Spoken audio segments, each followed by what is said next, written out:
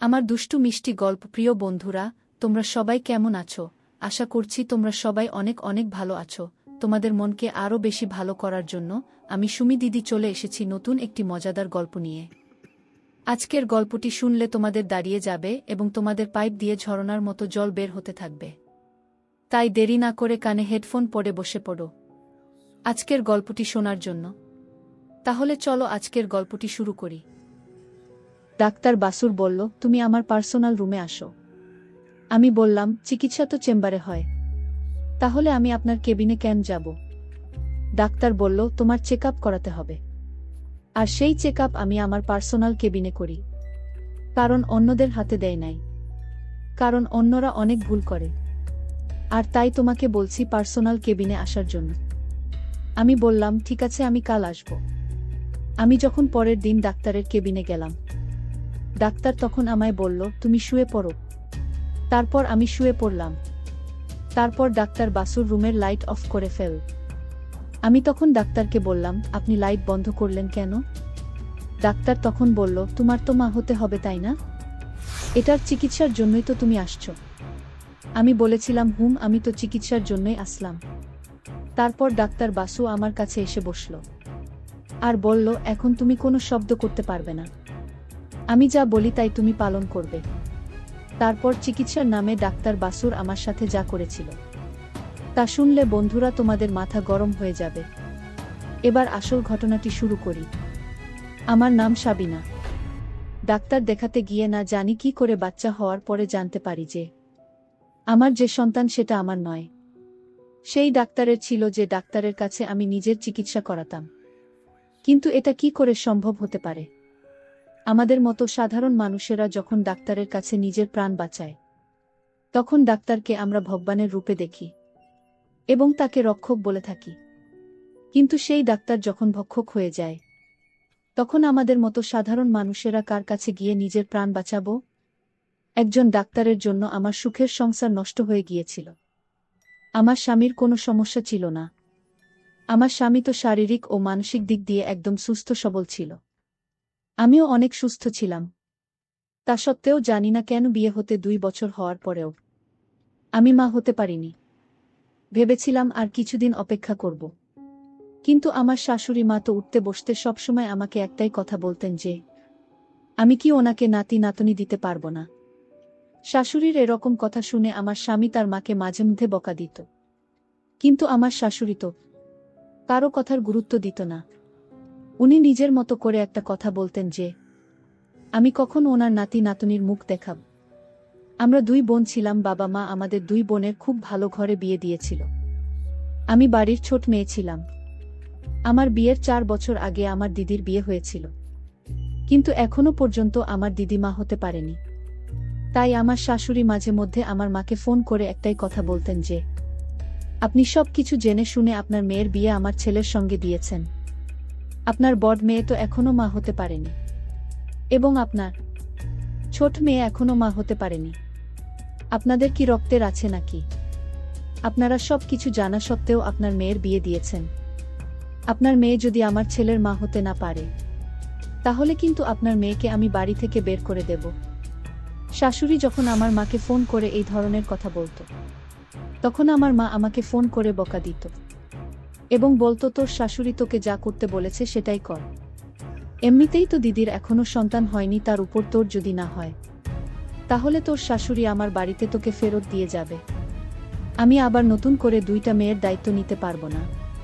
তাই তোকে শাশুড়ি এবং জামাইয়ের কথা মতোই তোকে শ্বশুরবাড়িতে চলতে হবে। মা তো আমার কোনো কথার গুরুত্বই পায়নি। উনার মনে তো একটা ভয় ছিল যে আমি মা হতে না পারলে আমার শাশুড়ি হয়তো আবার আমাকে মায়ের ঘাড়ে চাপিয়ে দিয়ে আসবে। এদিকে আমার শাশুড়ি প্রত্যেক দিন আমাকে একটাই কথা বলতো যে তুমি ডাক্তার বাবুর কাছে একবার চেক আপ করে এসো। ওই ডাক্তারের কাছে নাকি যে যায় সে নাকি মা হতে পারে। আমার স্বামীর মাঝে সবকিছু একদম ঠিকঠাক ছিল। 2 বছর পর ও স্বামী কখনো আমাকে বলেনি যে আমি কেন এখনও মা হতে পারিনি। কিন্তু আমার শাশুড়ির অত্যাচারে আমি খুব দুশ্চিন্তায় থাকতাম।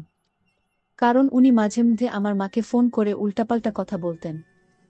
ধীরে ধীরে শাশুড়ির এই কথাগুলোর প্রভাব স্বামীর মাথায় পড়তে শুরু করে দেয়। একদিন রাত্রে বেলা স্বামীর বন্ধুরা আমাদের বাড়িতে এসেছিল। সেদিন তারা আমাদের বাড়িতে খাওয়া দাওয়া করেছিল। সেদিন হঠাৎ করে স্বামী এক বন্ধুর মুখ ফসকে বলে দেয় যে আমার স্বামী নাকি আটকোর, তাই সে এখনো বাবা হতে পারেনি। তারপর আমার স্বামী তো রাগে তার বন্ধুকে মারতে শুরু করে দেয় এবং স্বামীর সঙ্গে তার দুই বন্ধুর তুমুল ঝগড়া শুরু হয়। তার মধ্যে পরে সপক্ষে যারা ছিল তারা তাড়াতাড়ি করে স্বামীকে ও তার বন্ধুকে শান্ত করে। তারপর আমাদের বাড়ি থেকে স্বামীর বন্ধুদের চলে যাওয়ার পরে আমার স্বামী রাগের মাথায় আমার উপরে বকাবকি শুরু করে দেয় এবং সে আমাকে তার মায়ের মতোই কথা বলে যে এই সব ঝামেলা নাকি আমার জন্যই হয়েছে, কারণ আমি তাকে এখনো একটা সন্তানের মা হতে পারিনি, যার জন্য সমাজের লোক এবং তার বন্ধুরা নাকি আমার স্বামীকে আটকোর ভাবে এবং এই সব কিছুর জন্য নাকি আমি দায়ী ছিলাম। মাঝে মধ্যে মনে হতো বাড়ির বৌদিরা কি মা হবার জন্য নিয়ে আসা হয়, তাদের কি আর কোনো মূল্য থাকে না? এইরকম অনেক পরিবার আছে যারা বিয়ে দেওয়ার সঙ্গে সঙ্গে সন্তান জন্ম দেওয়ার কথা চালু করে দেয়। সেদিন প্রথমবার স্বামীর সঙ্গে আমার বাচ্চা নিয়ে ঝামেলা হয়েছিল। তারপর শাশুড়ির কথা মতো আমি যখন ডাক্তারের কাছে যেতে রাজি হয়েছিলাম, তখন শাশুড়ি খুব খুশি হয়েছিল। পরের দিন সকালবেলা স্বামী আমাকে নিজে থেকে এসে বলেছিল সে বুঝতে পেরেছিল আগের দিন রাতে এসে আমার সঙ্গে অনেক খারাপ ব্যবহার করেছে। তারপর স্বামী বলেছিল অফিস যাওয়ার পথে আমাকে ডাক্তার বাসুর কাছে ড্রপ করে দেবে। আমি তো এটা জানতাম যে আমার শাশুড়ি ও স্বামীর খুব পরিচিত হচ্ছে ডাক্তার বাসু, এবং আমার শাশুড়ি ও বর ডাক্তার বাসু অনেক নাম করত। সেদিন আমি যখন প্রথম ডাক্তারবাবুর কাছে গেলাম, তখন উনি আমার চেক আপ করেছিলেন, এমনকি আমাকে বেশ কয়েকটা রিপোর্ট করতে দিয়েছিলেন এবং বলেছিলেন চিন্তার কোনো কারণ নেই, ওনার কাছে একবার যে আসে সে নাকি অবশ্যই মা হতে পারে, সে নাকি এই বিষয়ের অনেক অভিজ্ঞ ডাক্তার। ডাক্তারের কথা শুনে আমার মনে আশার আলো জেগেছিল যে আমিও খুব তাড়াতাড়ি মা হতে পারব, কারণ জানি না কেন কোথাও না কোথাও আমার মনে একটুখানি হলেও ভয় ছিল যে আমার দিদির এখনো মা হতে পারেনি। তাহলে কি আমার মধ্যেও সে রকম কিছু প্রবলেম রয়েছে, যার জন্য এখনো আমি মা হতে পারিনি? কারণ আমি তো স্বামীর সঙ্গে প্রায় অন্তরঙ্গ হতাম, তাহলে কেন বিয়ের 2 বছর পরে আমি মা হতে পারিনি? এসব দুশ্চিন্তা আমার মাথায় একটু হলেও ছিল, কিন্তু ডাক্তার বাসুর কাছে আসার পরে আমার মনের সব দুশ্চিন্তা দূর হয়েছিল। উনার কথাবার্তা শুনে আমার মনের জোর ছিল যে আমিও খুব তাড়াতাড়ি মা হতে পারব। শাশুড়ি বুয়ের কথা শুনে আমি যখন ডাক্তারের কাছে যাওয়া শুরু করেছিলাম, তখন আমার শাশুড়ি তো খুব খুশি ছিল। এইভাবে বেশ কিছুদিন কাটার পরে আমি যখন নিজের রিপোর্ট নিয়ে আসি এবং ডাক্তারের কাছে সেই রিপোর্টগুলো দেখাতে যাই, তখন ডাক্তার আমার রিপোর্টগুলো দেখার পরে বলেছিল আমার রিপোর্ট নাকি একদম নরমাল আছে এবং আমি মা হতে পারব। তারপর ডাক্তার যা বলেছিল সেটা শুনে তো আমার দম বন্ধ হয়ে আসছিল।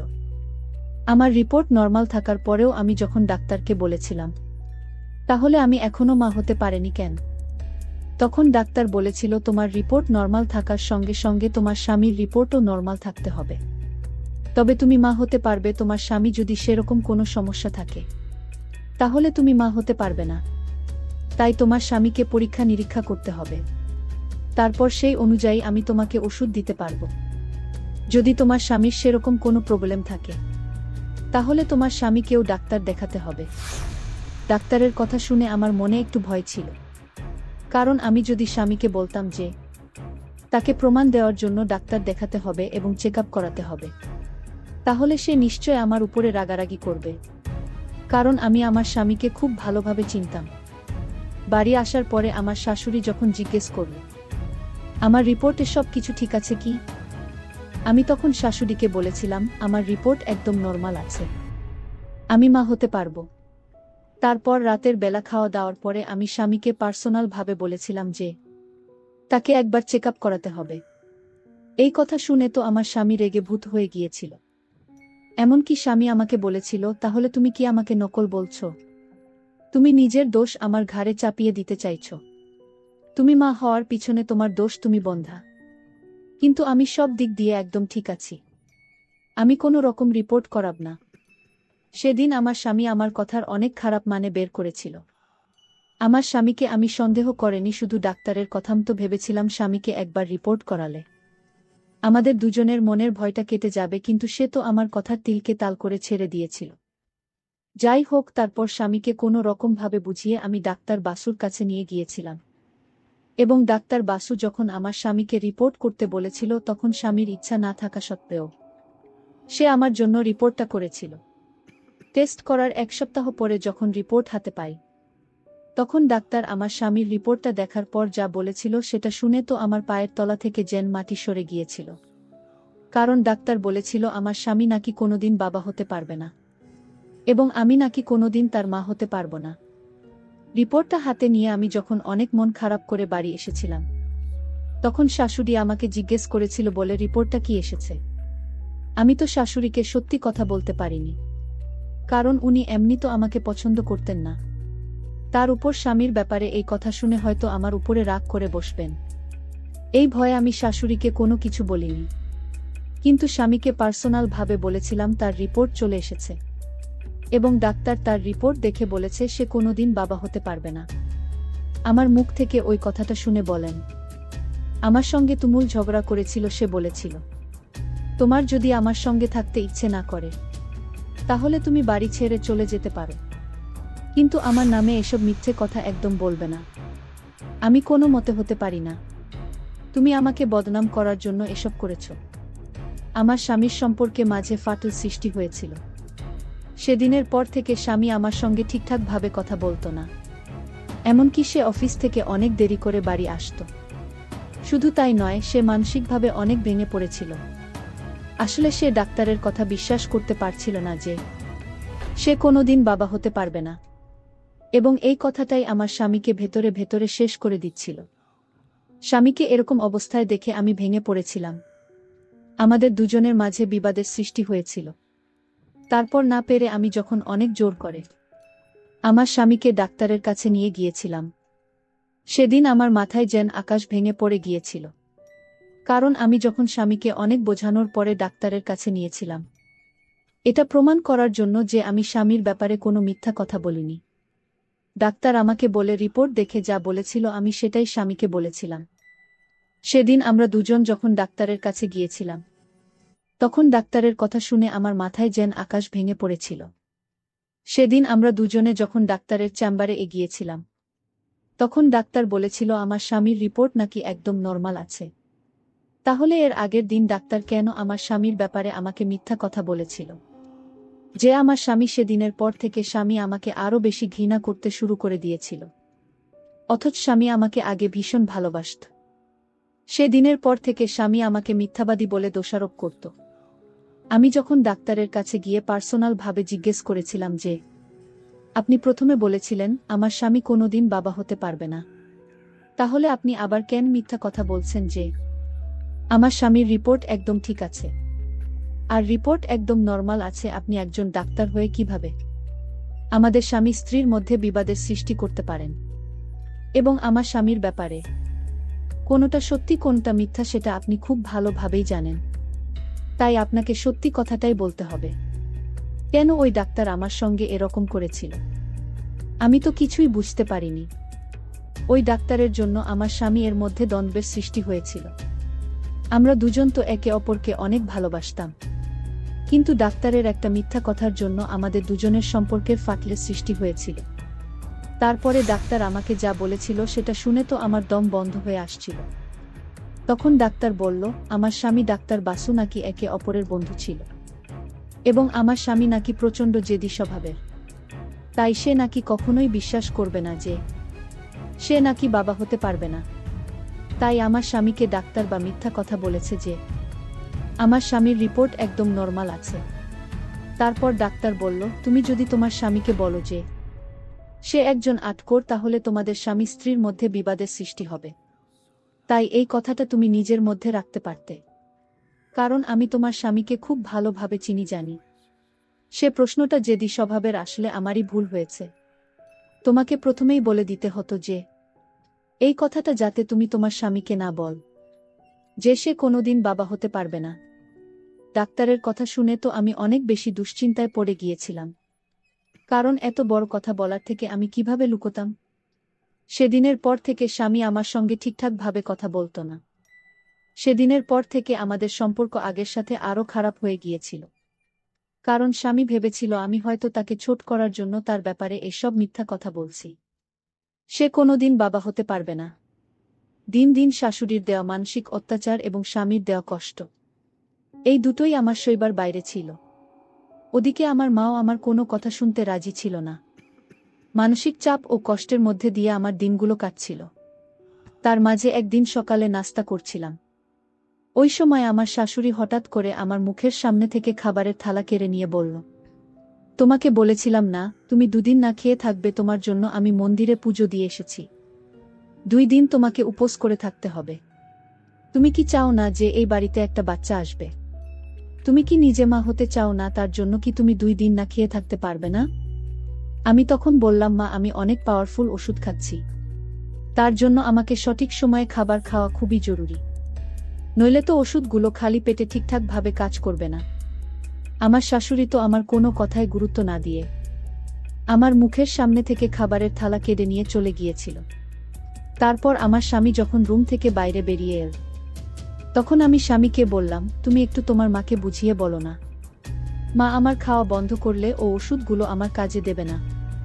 আমি অনেক কড়া ওষুধ খাচ্ছি। স্বামী তখন বলল, আমি তো আটকোর, আমি নাকি কোনোদিন বাবা হতে পারবো না, তাহলে তুমি এখন ওষুধ কিসের জন্য খাচ্ছ? তোমার ওষুধ খাওয়ার কি দরকার? তোমার ওষুধ খাওয়ার তো কোনো কাজে লাগবে না। ওই সময় আমার মনে হয়েছিল যে ডাক্তার বাসুর কথা শুনে স্বামীকে রিপোর্ট করতে বলে হয়তো আমি অনেক বড় ভুল করেছি। আমি তো আমাদের ভালোর জন্যই স্বামীকে ডাক্তারের কাছে যেতে অনুরোধ করেছিলাম, কারণ আমি যদি শাশুড়িকে তার নাতি নাতনির মুখ না দেখাতাম, তাহলে উনি আমাকে বাড়ি থেকে বের করে দেওয়ার হুমকি দিয়েছিলেন। ভেবেছিলাম যেমন করেই হোক আমি মা হবই, এবং আমার স্বামীকে ও শাশুড়িকে বাচ্চা দেব, তাহলে তারা আমাকে আর বাড়ি থেকে বের করতে পারবে না। তারা আমাকে এমনভাবে মানসিক চাপে ফেলেছিল যে ওই সময় আমি একটা বাচ্চা পাওয়ার জন্য সবকিছু করতে রাজি হয়ে গিয়েছিলাম, এবং ভালোভাবে জানতাম যে আমি যদি কোনো কারণবশত মা হতে না পারি, তাহলে আমার শাশুড়ি কিন্তু কোনোদিন বাচ্চা দত্তক নেবে না। উনি তো নিজের ছেলের সন্তান পাওয়ার জন্য দৃষ্টি লাগিয়ে বসেছিলেন। এদিকে দিন দিন স্বামী আমার থেকে দূরে হয়ে যাচ্ছিল। বন্ধুরা, তোমরা যারা আমার ইমো নাম্বার চাও, তারা আমার চ্যানেলটি সাবস্ক্রাইব করে পাশে থাকো, কেননা পরবর্তী গল্পে আমি আমার ইমো নাম্বার তোমাদেরকে দিব এবং তোমরা সবাই আমার সাথে ভিডিও কলে কথা বলতে পারবে।